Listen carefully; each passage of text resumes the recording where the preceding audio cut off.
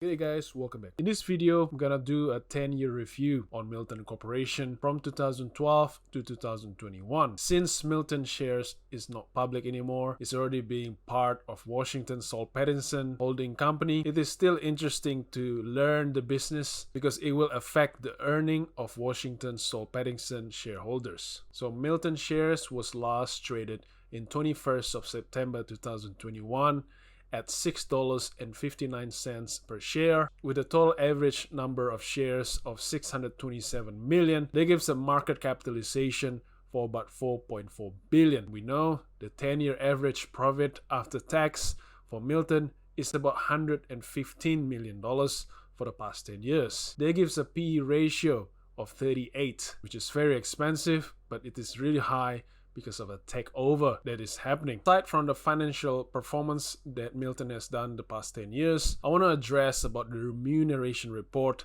that happens in 2021. This video is also a response to Peggy Justin's question about my opinion with Milton corporate culture and also Washington Saul Pattinson overall. So the first part of this video, I'm going to talk about the business performance and metrics that Milton has done the past 10 years, and then I'm going to discuss about how the executives of Milton has been remunerated from their performance for the past 10 years. And from that, we have some indication about the corporate culture of Washington Saul Pattinson. Basically, the one that oversees everything is Robert Milner, the chairman for Milton and also for Saul Pattinson. Without further ado, let's get into it.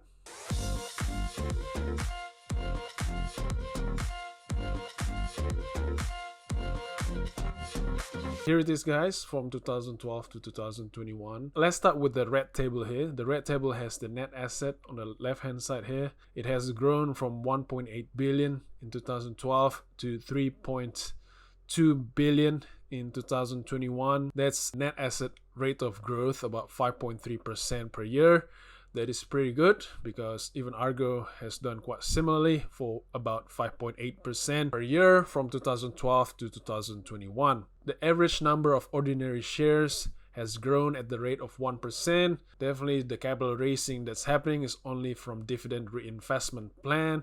It's not from the share purchase plan or entitlement offer that's happening in some other LIC, for example, Whitefield. Next, we have a look at the yellow table here where Milton generate income from dividend income and also the active trading where they have net loss or gain in the active management style that they do. And amazingly, the past 10 years, they never have a net loss in the active trading. So well done to Milton. And if we sum up all the dividend income for the past 10 years, ranging from 100 to 122 million in 2015, it comes down to about $1.17 billion. And if we compare it with the total of dividend that has been paid out to the shareholders, it's about 1.15 billion. So having a dividend income more than the dividend being paid, it is a good thing. As long as they keep the total expenses low, and I have the total expense on the colorless table here. So the total expense is ranging between 0.14% to 0.17% per year. That is really good. And in dollar terms, for the past 10 years, they spent about $38.7 million in total expenses. And that is quite similar to how Argo Investment doing as well. And if we divide the profit after tax on the blue table here with the net asset, we got the annual return on equity. As you can see, the conservative LIC is not an awesome business. Without raising capital, the net asset will not grow at the crazy rate like how the US index ETF like S&P 500 or Nasdaq 100 can do. But it is a stable journey. It's a steady one. And if that's something you're looking for, it's fine for you. Milton return on equity is ranging between 2.9 to 5.5. And I highlighted 2.9 for 2021 because 2021 is the lowest performing of Milton's history. It doesn't affect the amount of dividend being paid as a whole for the past 10 years. In terms of business metrics, if you compare it year on year from 2020 to 2021, 2021 is definitely the lowest performing for Milton. He has the least dividend paid of 95 million, as opposed to usually is ranging about 120 million. And it will be reflected in the shareholders' dividend per share. They will feel it as well. And the profit after tax also much lower. This is most likely from the underlying companies that Milton invested in having a lower dividend yield because of the COVID pandemic.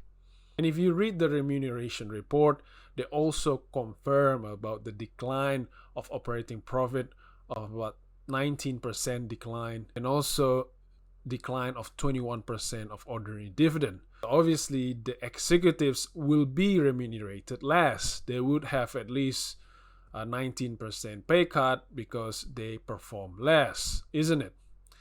Because that's the case with Argo, where the executives is getting a 12.2% pay cut because of the lower performance into financial year 2021. But that's not the case for Milton.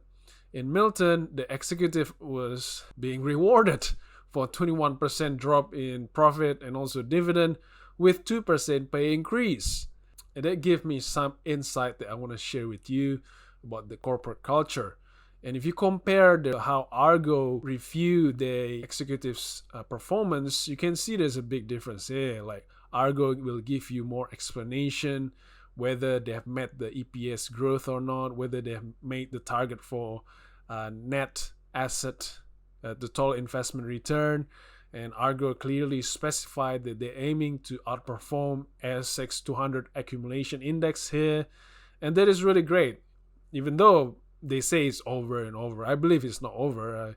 I believe Argo executives should receive at least a pay cut of 20%, and yet they did 12%. So there is some effort there. But if you see Milton, the executives actually receive 2% more for a poor performance of 2021.